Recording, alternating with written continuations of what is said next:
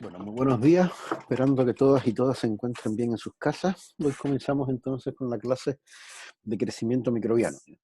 Una clase que, como se podrán imaginar también ahora, en estos tiempos de pandemia es muy importante, digamos, porque sabemos claramente que el crecimiento de los microorganismos tiene algunas características particulares, ¿cierto? A diferencia del crecimiento de las plantas y los animales, etcétera, digamos. Entonces, pasemos a la clase de hoy entonces. Eh, Fíjese que normalmente asociamos crecimiento, en el caso de nosotros, los humanos, las plantas, muchos animales, digamos, generalmente a un incremento del tamaño, ¿cierto? Sin embargo, una de las primeras cosas que tenemos que darnos cuenta, ¿cierto? Que en el caso del crecimiento microbiano, si bien hay un incremento en el tamaño de las células, digamos, como vamos a ver después, y en otros tipos de agrupaciones celulares que forman los microorganismos, cuando nos referimos a crecimiento microbiano, nos referimos más bien al incremento del número de células y no del tamaño de las células que están contenidos en eso. Entonces, tenemos que entender, y es lo que le hemos explicado, digamos, en alguna de las clases, en algunos de los talleres prácticos que han tenido, es que cuando observan una colonia como esta que se observa acá a la derecha, eh, realmente una colonia es derivada, es decir, de una sola célula, y en una colonia aparecen aproximadamente millones de células, digamos, de entre 10 a la 6 y 10 a la 8 células, dependiendo, por supuesto, del tipo de colonia y del tamaño de la misma. Entonces, tenemos que entender claro que entonces cuando nos referimos al crecimiento microbiano, nos referimos a un aumento del número de células en el tiempo, digamos, y entonces vamos a ver algunas de las características después que tiene ese crecimiento microbiano. Ahora, dicho esto, primero tenemos que, de alguna forma, digamos, hablar de esos requerimientos generales, digamos, que se requieren para el crecimiento de un microorganismo, digamos. Bueno, como se podrán imaginar, digamos, al menos digamos, con las condiciones de vida que conocemos en nuestro planeta, digamos, sin duda el requerimiento químico número uno es el agua. Es decir, no tenemos ninguna evidencia de ninguna vida en nuestro planeta, digamos, que no requiera agua, digamos. Por lo tanto, es uno de los elementos más esenciales que tenemos, digamos. Segundo, está el carbono, digamos, que aproximadamente, digamos, da cuenta, digamos, del 50% de todo el peso seco que tiene un organismo. Y elementos trazas, digamos, que conocen ustedes la importancia de todos ellos, tanto el nitrógeno como el azufre, como el oxígeno, etcétera, etcétera. Y tenemos entonces los elementos orgánicos, digamos, que están las vitaminas, ¿cierto? Las coenzimas, las fuentes carbonadas, como pueden ser la glucosa u otros azúcares, digamos, los aminoácidos, las purinas, las pirimidinas, etcétera, etcétera, etcétera. Entonces, con todo esto, es importante, digamos, que conozcamos bien, digamos, porque como vamos a ver posterior y como hemos dicho muchas veces, realmente del universo microbiano que conocemos, sabemos que existen 10 a la, aproximadamente 10 a la 2 especies y más de las 10 a la 31 microorganismos en nuestro planeta, digamos, claramente muy poco de ello, una porción muy baja de ello, es posible cultivarlos, digamos, en el laboratorio con estos requerimientos nutricionales. De forma tal que es importante entonces conocer en algunos casos cuáles son los requerimientos nutricionales, porque en caso de que no se les suministren dichos requerimientos, digamos, entonces no va a ser posible observar el crecimiento de los microorganismos, digamos. Ahora, estas categorías nutricionales, bueno, ustedes la conocen perfectamente, digamos, ya lo vieron en la clase de Merli, digamos, y la repasaron, digamos, precisamente en el día de ayer, digamos, que de alguna forma podemos categorizar según la fuente de carbono, digamos, si es CO2, entonces estamos hablando de microorganismos autótrofos, digamos, y si esa fuente de carbono es orgánica, entonces estamos hablando, como es el caso de nosotros, etcétera, de los animales, estamos hablando de organismos heterótrofos, digamos. Y en caso entonces que, dependiendo de la fuente de energía, digamos, tenemos organismos entonces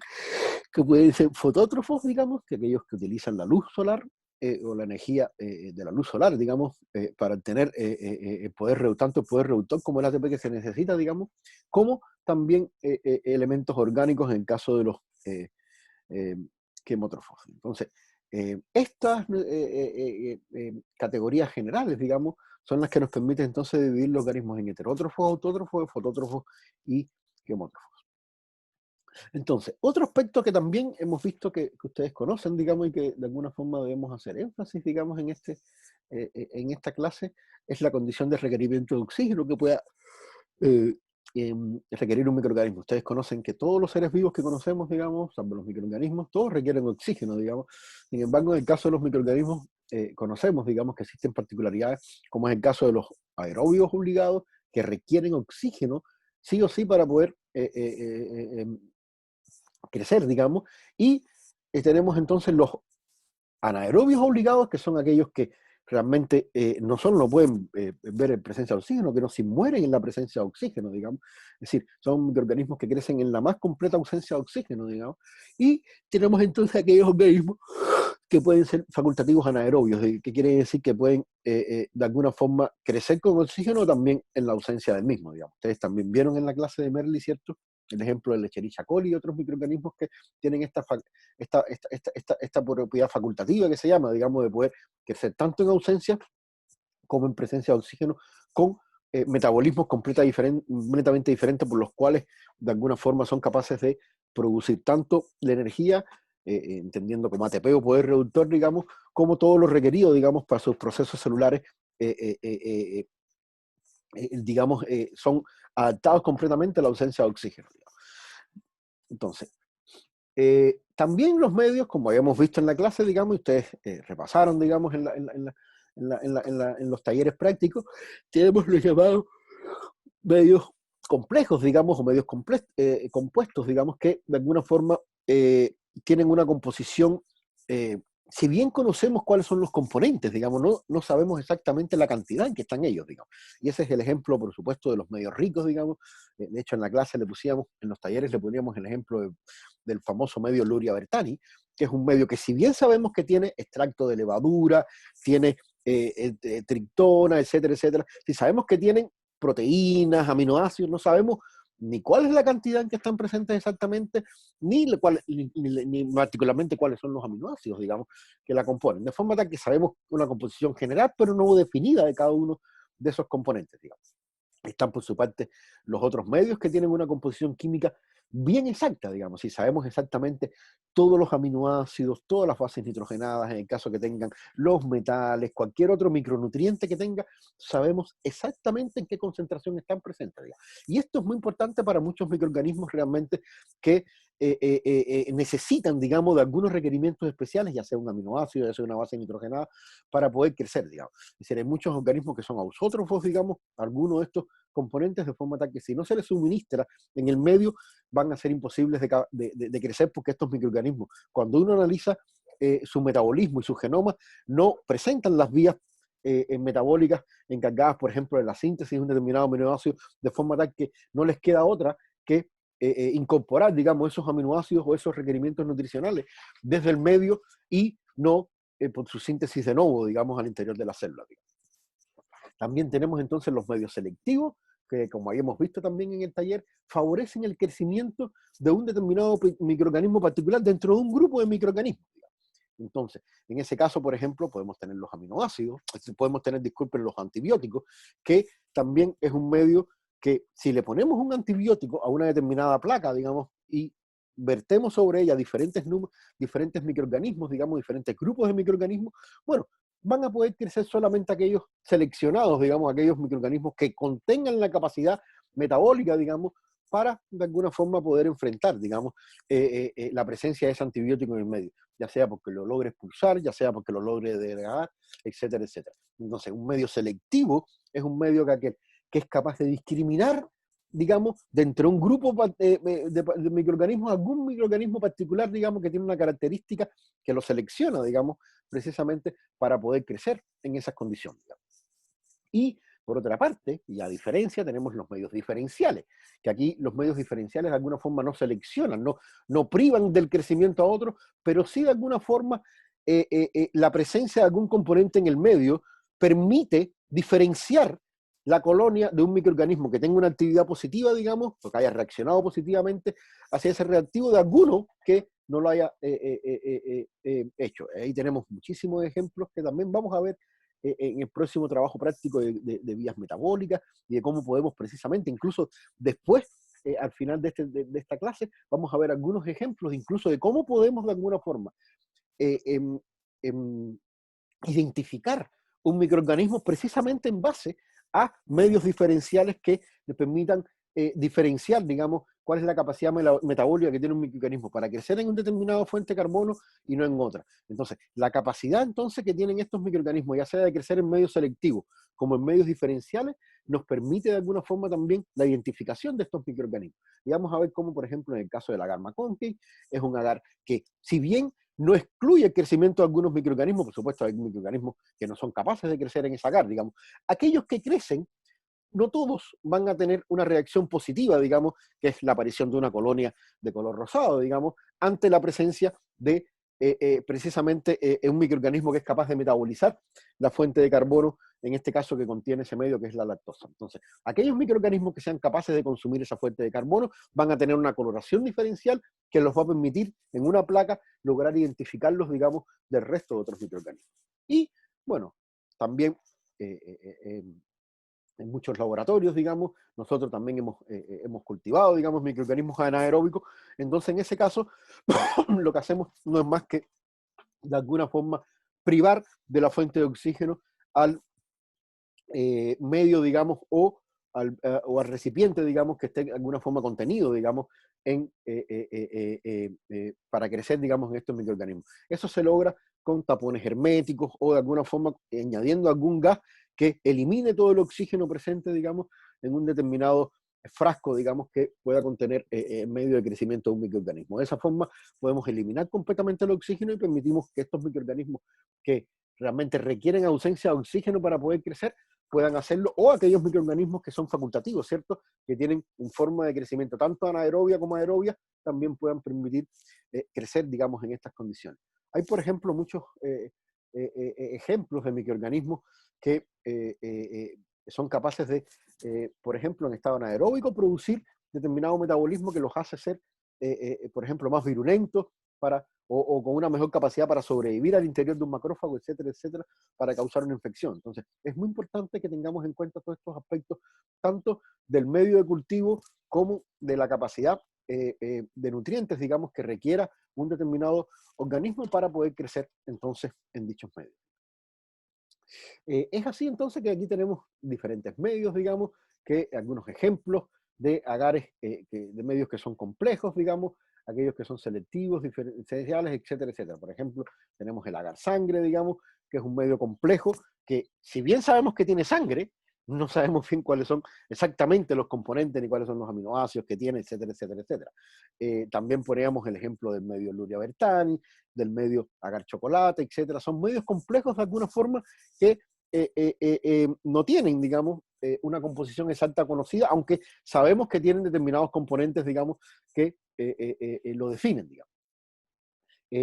Aquí tenemos, por ejemplo, en el caso de un medio definido, que es los medios con glucosa sal, que son medios que tienen como única fuente de carbono glucosa y entonces tienen otras sales, digamos, que permiten entonces conocer exactamente la composición del medio. Y aquí tienen algunos ejemplos de medios complejos que de alguna forma también pueden ser diferenciales, como es el caso del agar McConkey, digamos, que les había dicho que es capaz de seleccionar, digamos, aquellas bacterias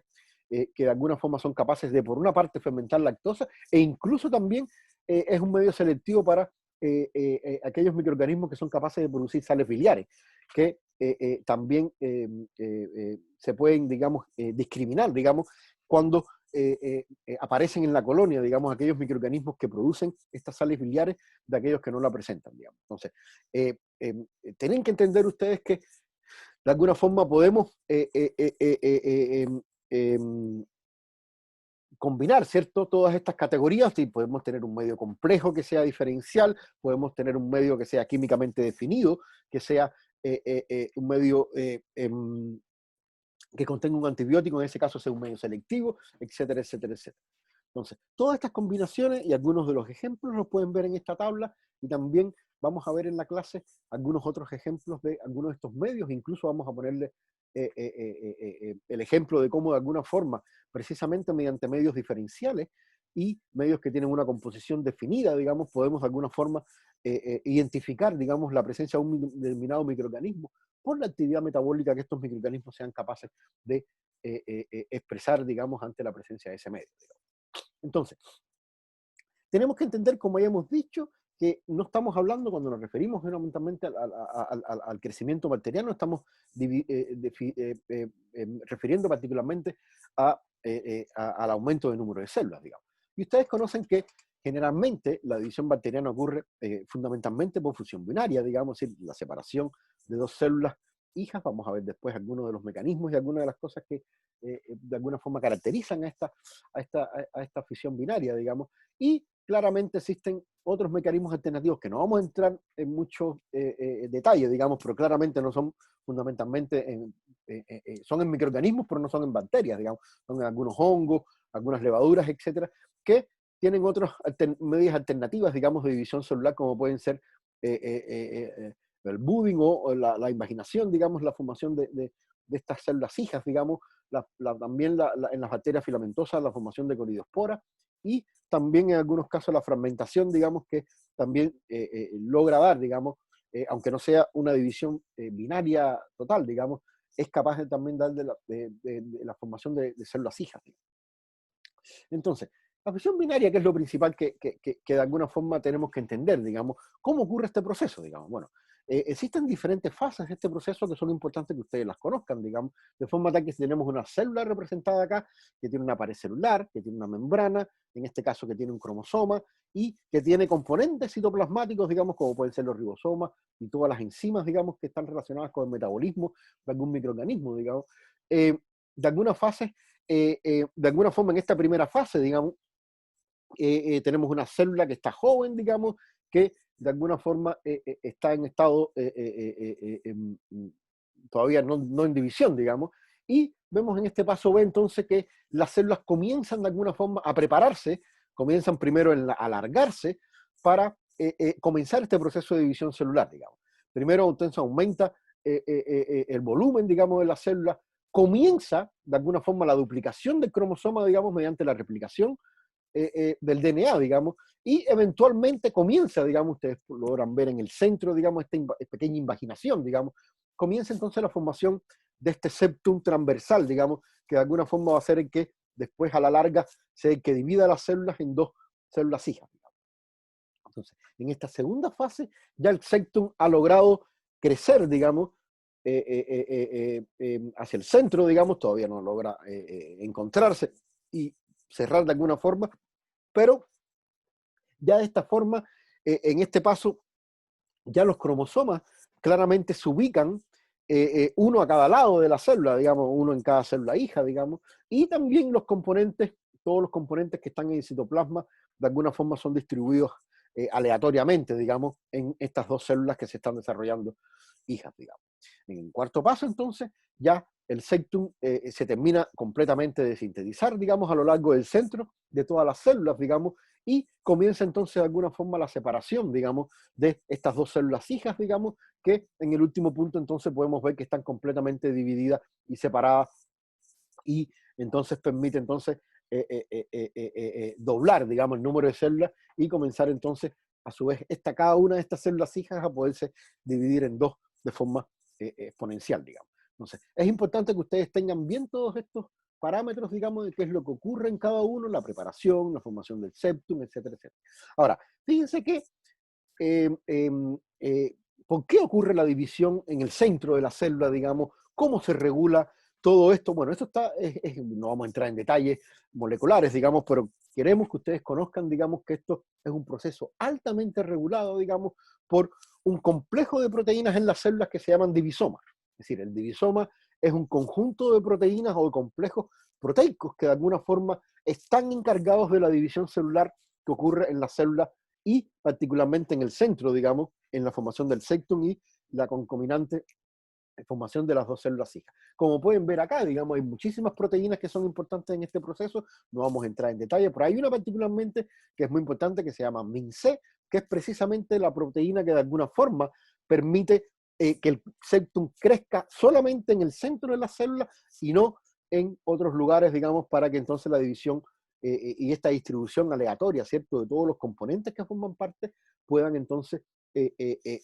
distribuirse de una forma aleatoria. Fíjense que nosotros, ustedes conocen que en biología molecular podemos de alguna forma añadirle una proteína fluorescente verde a las proteínas naturales de la célula para poder divisarlas mediante un microscopio, digamos, su ubicación en la célula. Y fíjense cómo en estas imágenes tan bonitas, digamos, en este caso se le puso esta proteína fluorescente verde a esta proteína MINCD, digamos, que es un complejo de dos proteínas que, como ven ustedes, claramente se ubican al centro del septum, y todas estas fases de crecimiento que habíamos visto anteriormente, digamos, se pueden ver bien específicas, digamos, acá. Vean cómo en el caso de la figura B, primero comienza la formación del septum en ambos extremos, y después vean cómo esta proteína, digamos, y este complejo divisional, el llamado divisoma, se ubica a lo largo de todo el septum y permite entonces después la separación completa, digamos, de las células hijas durante este proceso de división celular. Pero acá, bueno, ustedes conocen que a mí particularmente me gusta mucho la historia, digamos, y particularmente siempre es bueno que ustedes conozcan la historia, digamos, detrás, digamos, de los grandes descubrimientos microbiológicos. Y no queda ninguna duda, digamos, que la persona que más influyó, digamos, en el conocimiento del crecimiento microbiano y de todo lo que vamos a observar ahora, de las curvas de crecimiento, las fases de crecimiento, los tipos de crecimiento, el crecimiento diáusico, como vamos a observar después más adelante, digamos, todas esas características fueron, digamos, descubiertas o fueron estudiadas, digamos, a profundizar por este gran microbiólogo, digamos, y gran filósofo francés que se llamó Jacques Monod, digamos. Yo no sé si muchos de ustedes los conozcan, digamos, pero Jacques Monod y tuvo contribuciones esenciales, digamos, en la biología molecular. De hecho, tuvo un premio Nobel por el descubrimiento, digamos, de toda la regulación génica, todo lo que tiene que ver con la regulación alostérica, etcétera, etcétera. Sin embargo, su tesis de pregrado fue precisamente el descubrimiento del crecimiento diáusico, digamos, que vamos a explicar posteriormente, digamos, pero fíjense que de alguna forma se puede observar acá que algunos, cuando tenemos la presencia de dos fuentes de carbono, tenemos dos fases de crecimiento, digamos, y podemos ver que en definitiva, como vamos a ver después, primero se consume la glucosa, digamos, y después se consume una fuente de carbono alternativa, digamos, y eso se puede ver reflejado claramente, digamos, en la curva de crecimiento de estos microorganismos. Entonces fue Jacques Monod la persona más influyente, digamos, y que de alguna forma caracterizó muy a detalle, digamos, todo el crecimiento microbiano. De hecho, aquí les dejo, digamos, el artículo original de Jacques Monod, digamos, donde precisamente publica todo lo relacionado con el crecimiento bacteriano, digamos, en cultivos, digamos, con, como pueden ver acá, toda la fase de crecimiento precisamente que vamos a observar a continuación. Entonces, sin duda, Jacques Monod fue una persona esencial, digamos, en la microbiología y particularmente en el crecimiento microbiano. Bueno, entonces, ¿cuáles son las fases de crecimiento microbiano? Y esto es otro aspecto que deben conocer, pero bien a profundidad, digamos, porque sin duda se la vamos a preguntar en la prueba, digamos. Fíjense que si aquí tenemos el crecimiento, aquí tenemos incluso podemos graficarlo de una forma exponencial, vamos a ver después en detalle a qué se debe eso, digamos. Vemos que en la fase LAC hay una primera fase que se llama fase LAC o fase de latencia, digamos, en el cual casi no hay crecimiento microbiano, y lo que pasa en esa fase es que las células de alguna forma se van preparando su metabolismo para las nuevas condiciones en la que está creciéndose ese microorganismo. Es decir, recuerden que este matraz, digamos, o este tubo de cultivo pudo haber sido inoculado, digamos, con unas células que estaban en un determinado estado, digamos. Bueno, entonces, al añadirlas a este nuevo medio, las células lo que hacen es de alguna forma sensar este medio y adaptar su metabolismo a estas nuevas condiciones. Eso, como todo en la vida, digamos, tiene un periodo corto, digamos, de adaptación que entonces permite a las células elaborar todos sus componentes y preparar toda la maquinaria biosintética, digamos, para enfrentar entonces el crecimiento microbiano. Entonces, en esta segunda fase de crecimiento, que se llama fase de crecimiento exponencial, digamos, es claramente donde ocurre el crecimiento propiamente dicho en sí, digamos, y donde cada una de estas células entonces se divide formando dos células hijas, digamos, de forma tal que claramente es un crecimiento exponencial, porque de una célula se forman dos, de dos se forman cuatro, de cuatro se forman 16, así sucesivamente, digamos, crecen exponencialmente mediante división celular, mediante esta fisión binaria, digamos, estos microorganismos. Esta fase de crecimiento claramente no dura toda la vida, porque los organismos, los nutrientes de alguna forma en el medio, siempre que sea un medio que no sea un quimiostato, digamos, como vamos a ver después que hay crecimientos continuos. Es decir, si yo no añado ninguna fuente de nutricional y no la reemplazo, bueno, las fuentes de nutricionales, digamos, de este medio de cultivo de alguna forma se van agotando y eso entonces permite que los microorganismos entren en esta llamada fase estacionaria, que es una fase estacionaria donde de alguna forma el balance de células vivas con células muertas se compensa y por eso es que uno ve entonces después que el número total de células no varía durante esta fase de crecimiento, digamos, porque de alguna forma se compensa, digamos, las células que pudieran todavía estar de alguna forma creciendo con aquellas que de alguna forma están muriendo, digamos. Entonces es una fase que no hay un crecimiento neto, las células están agotadas ya, es una fase que incluso muchos microorganismos se preparan para enfrentar esta fase de que es una fase ya de carencia, nutricionales, etcétera, y los microorganismos tienen todo un montaje regulatorio, digamos, para poder enfrentar, digamos, las carencias nutricionales que ocurren en este proceso y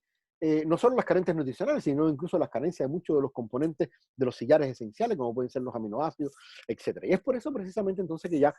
no puede haber un crecimiento, ya no hay disponibilidad de aminoácidos para formar proteínas, de bases nitrogenadas para formar DNA, etc. Entonces, como no se puede crecer, entonces entramos en esta fase estacionaria de crecimiento. Y en algunos casos, entonces, podemos observar, digamos, esta fase de muerte, donde ya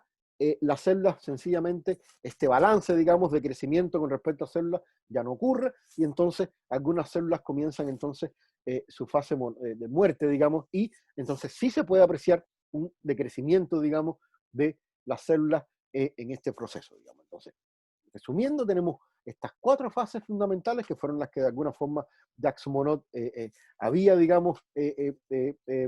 descrito, digamos, es decir, esta fase de latencia donde no hay un crecimiento, esta fase exponencial donde las células crecen exponencialmente, digamos.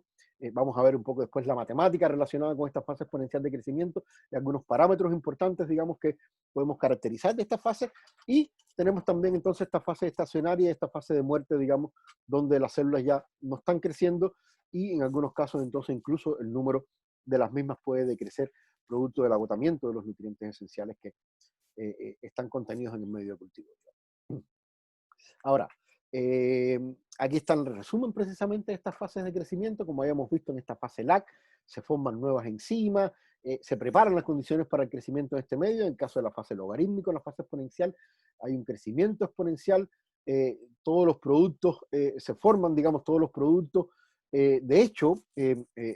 algo importante, digamos, que es en esta fase donde precisamente los microorganismos son sensibles, ¿cierto?, a determinados antibióticos, a determinadas drogas. Es decir, microorganismos que están en fase LAC y que no están creciendo activamente, o microorganismos que estén en fase de latencia o en fase de muerte, claramente están menos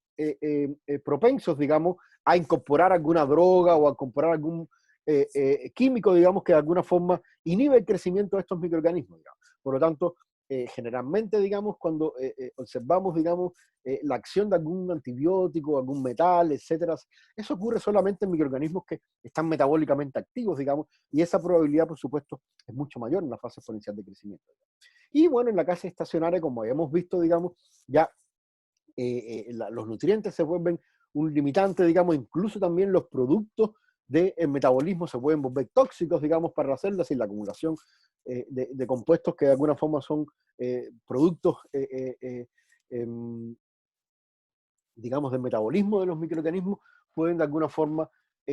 volverse tóxicos, digamos, para el crecimiento, de forma tal que, como habíamos dicho, se igualan esta tasa de crecimiento con esta tasa de división, de forma tal que uno no puede apreciar crecimiento en esta fase, digamos. Y bueno, la fase muerte, cuando habíamos visto que ya entonces este balance de crecimiento con división se rompe, digamos, y ya de alguna forma hay un exceso de muertes que hace que el número de microorganismos entonces decrezca en este punto. Entonces, fíjense que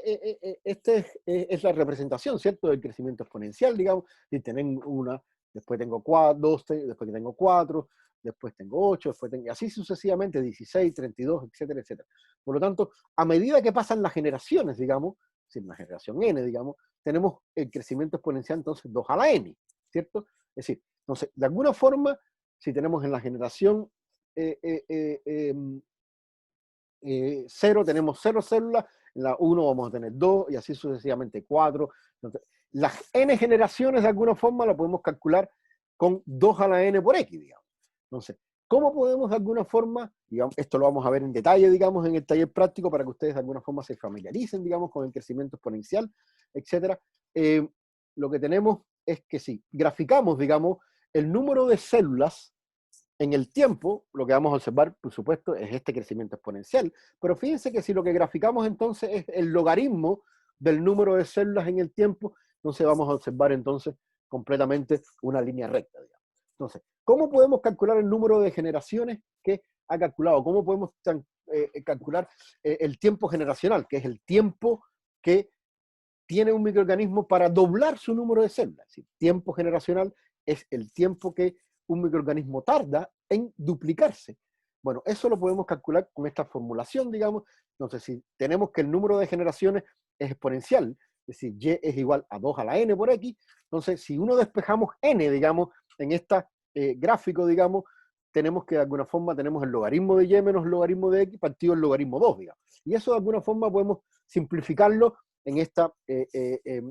gráfica que nos permite entonces calcular la constante de crecimiento y el tiempo generacional con esta fórmula, ¿sí? Donde logaritmo de nt menos nt sub 0, es decir, n es el número de células que había en un tiempo determinado y n sub 0 es el número de células que había en el tiempo cero. T es el tiempo que ha concurrido y entonces n es el número de generaciones. Entonces, ¿cómo calculamos de alguna forma el número de generaciones? Bueno, lo calculamos entonces con esta fórmula bien sencilla, digamos, y de alguna forma el tiempo generacional es 1 partido el inverso de la constante que podemos calcular con esta fórmula sencilla. Entonces, fíjense que aquí tenemos un cálculo sencillo, vamos a hacer algunos de estos cálculos en los talleres, vamos a ilustrarle, digamos, cómo podemos hacer esto, digamos. Fíjense que tenemos un ejercicio bien sencillo que le decimos que el crecimiento de un microorganismo observado en 10 horas pasó desde 10 a la 3 hasta 10 a la 9. Y entonces le pedían ustedes que de alguna forma calculen la constante de crecimiento y que calculen el tiempo generacional, digamos, de ese microorganismo. Bueno, si hacemos las sustituciones, ¿cierto? K logaritmo de n, es decir, el tiempo, las células alcanzaron 10 a la 9, menos el logaritmo de 10 a la 3, que era el tiempo inicial, partido 0,301, que es el logaritmo, es decir, el valor del logaritmo de 2, por el tiempo que transcurrido, que fueron 10 horas en este caso. Bueno, si hacemos este cálculo, la constante entonces nos da que hubieron 2 generaciones por hora y cuando hacemos el cálculo entonces del tiempo generacional, que es 1 partido el inverso de esta constante, tenemos que aproximadamente son 0,5 horas por generación. ¿Qué quiere decir eso? Que este microorganismo se divide cada 30 minutos.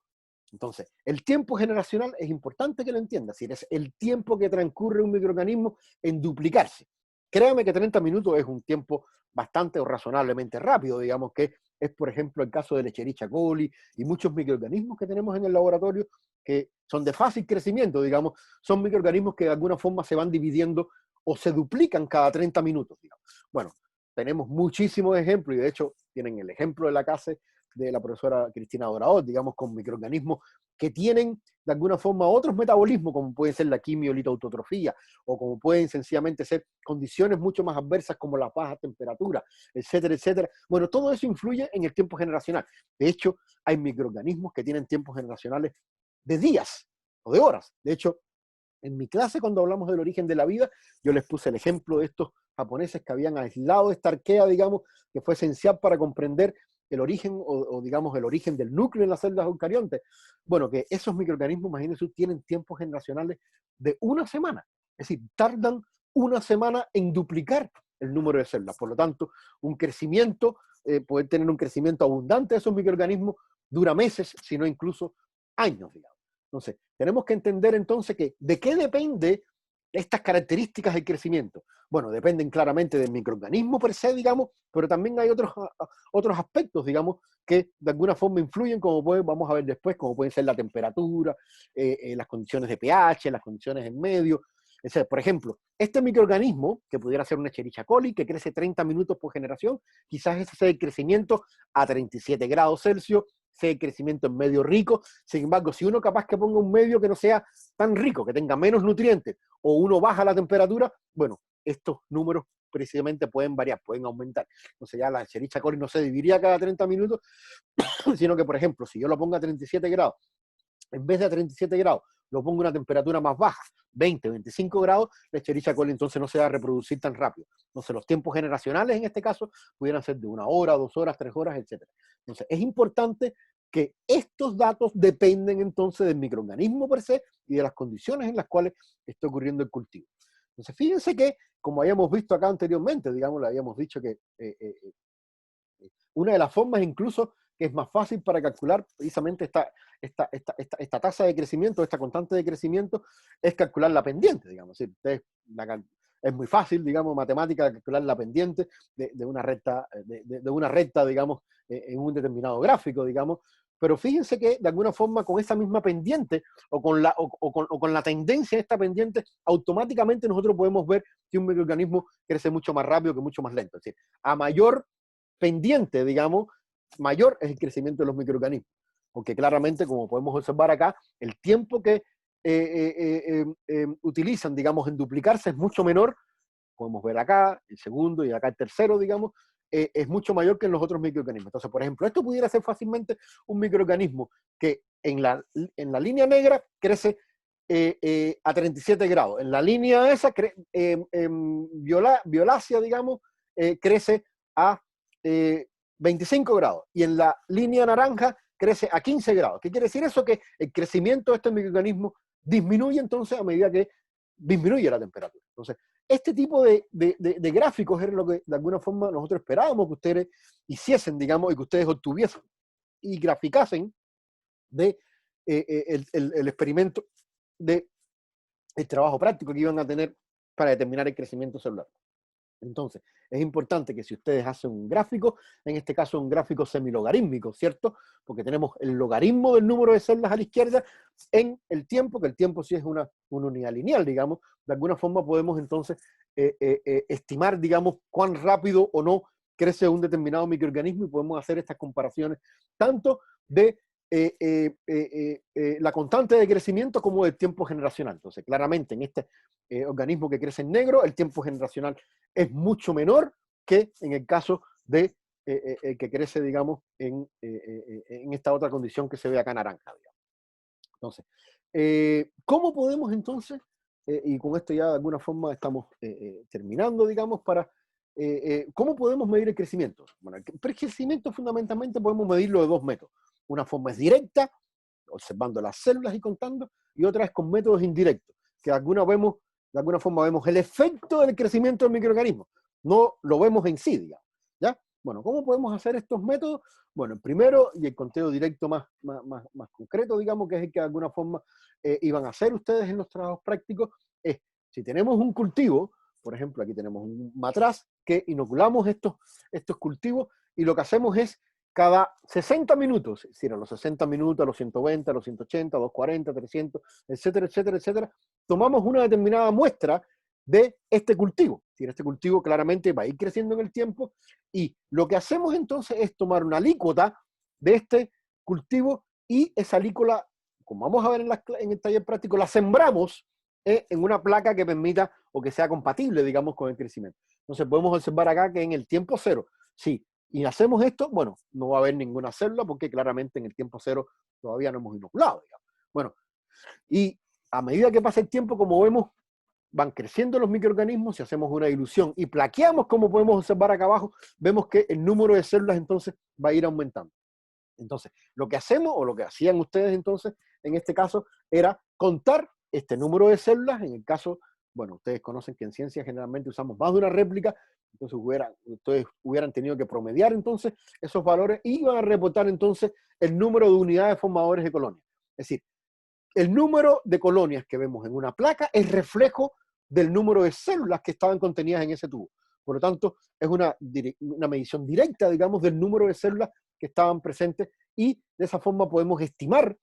la población, digamos, o la concentración de células que estaban presentes en este tubo de cultivo, digamos. Entonces, esta es una forma que podemos medir directamente el número de células.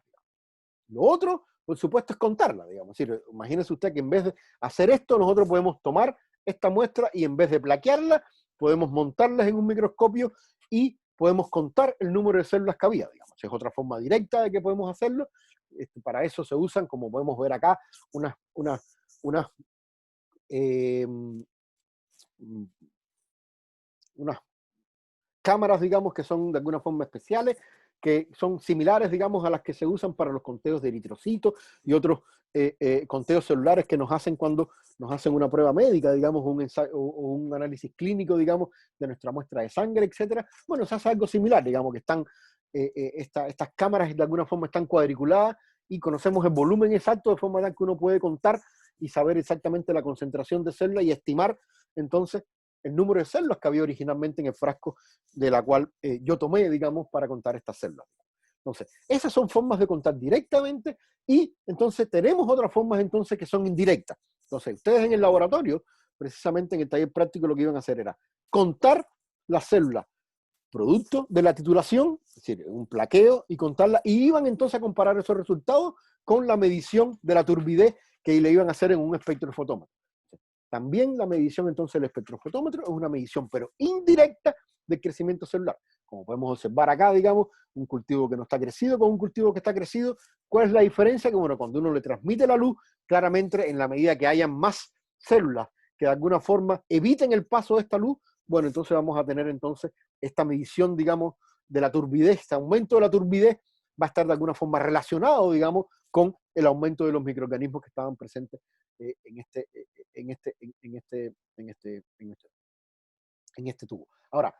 hay algo que tenemos que señalar acá, digamos, si la turbidez es una medida indirecta del número de células. ¿Por qué quiero decir esto y hago énfasis? Porque realmente una célula muerta también evita el paso de la luz. Entonces, aquí no sabemos si estamos midiendo el número de células, no podemos ver si esas células están viables o no. Eso es una gran diferencia de cuando hacemos el conteo de células. Si hacemos un conteo de células, si estamos contando exactamente el número de células que tenemos o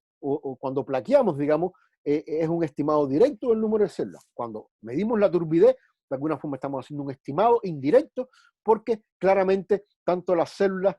vivas como las células muertas contribuyen de alguna forma a evitar el paso de la luz y, eh, y, y entonces estimar, digamos, el número de células.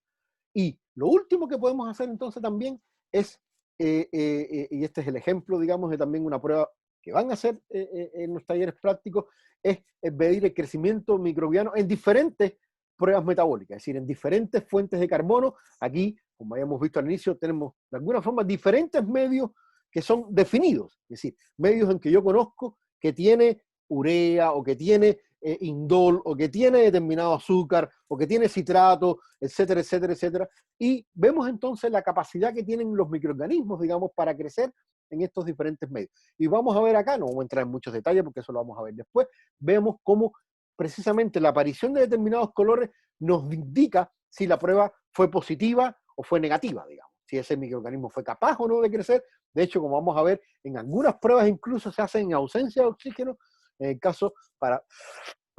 poder chequear, digamos, el metabolismo anaeróbico también en algunos casos. Y entonces, gracias a estas pruebas, si la identificación es positiva o es negativa, de alguna forma, como vamos a ver en el taller, eso nos genera un código que nos permite de alguna forma identificar algunos microorganismos. Lamentablemente no todos los microorganismos vamos a poder identificarlos mediante estas pruebas metabólicas, digamos, pero es algo muy importante, digamos, y que también entonces combina de alguna forma lo que habíamos visto, los medios selectivos con el crecimiento microbiano, digamos, en estos medios. Digamos. Y esto precisamente es una forma mucho más moderna, digamos, de que podemos analizar el crecimiento microbiano, ya no solamente con 10 pruebas como en este caso, sino que podemos hacer, en este caso, más de 2000 pruebas fenotípicas de poder estimar cómo es el metabolismo de un determinado microorganismo ante la presencia de diferentes fuentes de carbono, de diferentes fuentes de nitrógeno, diferentes fuentes de fósforo y azufre, de diferentes aminoácidos, de diferentes efectos de pH, incluso de la sensibilidad que puede tener un determinado microorganismo ante la presencia de diferentes compuestos químicos que pueden ser antifúngicos, antibacterianos, antibióticos, pueden ser metales pesados, etcétera, etcétera, etcétera. Entonces, en esta metodología de alguna forma nos permite de alguna forma comparar, digamos, este crecimiento microbiano que puede ocurrir en estas diferentes fuentes de carbono, digamos, y también es una medición indirecta, digamos, porque la aparición de este color es un indicador del poder redox que tienen esos microorganismos. Entonces, este es otro ejemplo, digamos, de cómo indirectamente, digamos, mediante el metabolismo de un determinado microorganismo podemos estimar cómo fue el crecimiento, digamos, del mismo en dichas fuentes de carbono, digamos.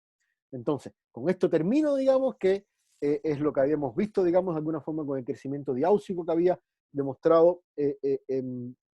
Jacques Monod, digamos, que quiere decir esto, que cuando un microorganismo enfrenta dos fuentes de carbono, dos azúcares, por ejemplo, generalmente, y esto es una ley casi, usa primero la glucosa y después utiliza el segundo fuente de carbono una vez que la glucosa ya se haya agotado. Eso es casi una ley, digamos, que se llama, hay mecanismos de represión catabólica que pueden explicar esto, digamos, que de alguna forma lo que le indica a la célula es que si usted tiene glucosa presente, bueno, esa es la primera azúcar que usted va a tener que consumir. Y una vez que se agote la glucosa, entonces usted puede consumir otras fuentes de carbono, y es por eso entonces que se veían estas lomitas, digamos, donde explicaría entonces que una vez que se agota la glucosa, el microorganismo entonces está de alguna forma libre o tiene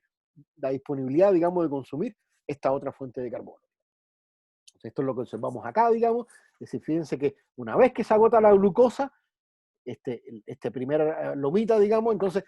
comienza entonces el consumo de la segunda fuente de carbono, que es la arabinosa. Digamos. Entonces podemos ver este crecimiento que no es el crecimiento normal, sino que es este crecimiento de alguna forma interrumpido, digamos, ante la presencia de dos fuentes de carbono y no una fuente de carbono. Y para terminar, hay algo que es muy esencial, digamos. Fíjense que todo esto que le hemos dicho, de alguna forma, es un poco artificial, porque los microorganismos no crecen en un matraz en la naturaleza, digamos. Si los microorganismos realmente en la naturaleza crecen de otra forma, crecen en forma de biopelículas. Es decir, esto es una biopelícula, una foto preciosa, digamos, por ejemplo, una superficie de gingivial, digamos, de un biofilm, de una carie, y fíjense que todos esos microorganismos, los amarillos, los verdes, los morados, los rojos, son microorganismos diferentes que están conviviendo en una matriz exopolimérica, digamos, que se denomina biopelícula, digamos. Entonces, ¿cómo pueden crecer también los microorganismos y cómo generalmente crecen estos microorganismos en forma natural, digamos? Es decir, no hay un líquido que mediante agitación podamos, como los tenemos en las condiciones que tenemos en el laboratorio, crecer los microorganismos. Si los microorganismos realmente crecen, digamos, en estos tipos de formaciones. Fíjense que son diferentes etapas, digamos. La primera etapa hay un microorganismo que es mótil, que de alguna forma pierde su flagelo en estas primeras etapas, como pueden observar en 1 y en 2, y estos microorganismos, una vez que llegan a esta superficie, de alguna forma comienzan la secreción, disculpen, de exopolímeros que de alguna forma forman, como empieza a crecer en 3 y en 4, esta matriz hexapolimérica, es decir, esta especie de hongo, digamos, que de alguna forma contiene a todos los microorganismos. Aquí estamos ilustrando la presencia de un solo microorganismo, pero ustedes, como se podrán imaginar y como les mostré en esta foto, los microorganismos generalmente no viven solos, viven en comunidades con otros microorganismos. Entonces, de forma tal que esta comunidad o esta biopelícula, esta matriz exopolimérica, le permite entonces a la bacteria crecer embebido, digamos, en esta matriz que de alguna forma no solamente le suministra protección, digamos, a las condiciones ambientales que pueden estar, sino que de alguna forma también le suministra nutrientes, digamos, a la comunidad para que puedan crecer y desarrollarse. Y esto también, por supuesto, en el último paso llega a un ciclo de forma tal que ya la película ha crecido tanto que los microorganismos entonces pueden escaparse, digamos, para entonces colonizar otro nuevo sitio, digamos. Entonces, estas macrocolonias que se forman, estos verdaderos biopelículas, digamos, son otra forma en que tienen los microorganismos de crecer, que no es la común que podemos observar claramente en un matraz en medio líquido en el laboratorio. Entonces, esta es la forma en que los microorganismos crecen en superficie sólida en todos los lugares del planeta, ya sea en una carie dental, ya sea en un gramo de tierra, ya sea en una superficie determinada. Es decir, los microorganismos normalmente en estado natural crecen formando biopelículas, digamos, y esta es una ilustración, digamos, de los diferentes pasos que de alguna forma pueden tener estos microorganismos para crecer. Y con esto termino. Esto fue un ejemplo que les puse ayer, digamos, a los estudiantes para demostrar, digamos, que el uso de las mascarillas, yo creo que todos nos acabamos de enterar ahora que el presidente de los Estados Unidos y su esposa acaban de dar positivos a coronavirus. Yo creo que espero que entiendan, digamos, que realmente esto no es una farsa democrática, sino que de los demócratas, digamos, sino que es realmente un virus que es capaz de esparcir enfermedades. Y fíjense que cuando hacíamos los trabajos prácticos de microbiología, digamos, hacíamos estas pruebas de agar sangre, donde les pedíamos a ustedes que se hicieran un aislamiento bucal de las bacterias que precisamente tenemos en la boca, digamos. Y fíjense que esto es otra forma de hacerlo. Esta persona, digamos, tomó una placa y se la puso a una determinada distancia, y en esa distancia, con y sin mascarilla, lo que hizo fue estornudar una vez, cantar un minuto, hablar un minuto y estornudar o toser 2 veces, digamos, y fíjense la diferencia de las bacterias que son capaces de crecer en esta sangre en una y en otra condición, digamos. Entonces, esto demuestra de alguna forma que los microorganismos y por supuesto las bacterias también, es decir, los microorganismos, no solo bacterias, sino que incluso también los virus, digamos, que pueden esparcirse mediante aerosoles, digamos, pueden estar presentes en estas gotas, digamos, que respiramos y que de alguna forma se emiten, digamos, cuando hablamos, cuando cantamos o cuando tosemos entonces. De forma tal que esto es un ejemplo sencillo de cómo mediante con un medio que es general, digamos, un medio que si bien tiene agar sangre, no sabemos exactamente cuál es su composición, pero fíjense que también es un medio diferencial, porque nos permite diferenciar aquellos microorganismos que son capaces de degradar la sangre, si son actividades que tienen actividad hemolítica, digamos, de aquellos que no. Entonces, si hubiéramos visto alguno, yo no alcanzo a ver ninguno acá que hubiese tenido un halo de crecimiento, es decir, donde la sangre se hubiera degradado,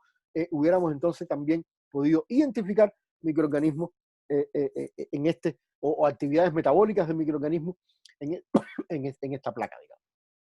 Bueno, de esta forma entonces cerramos la clase,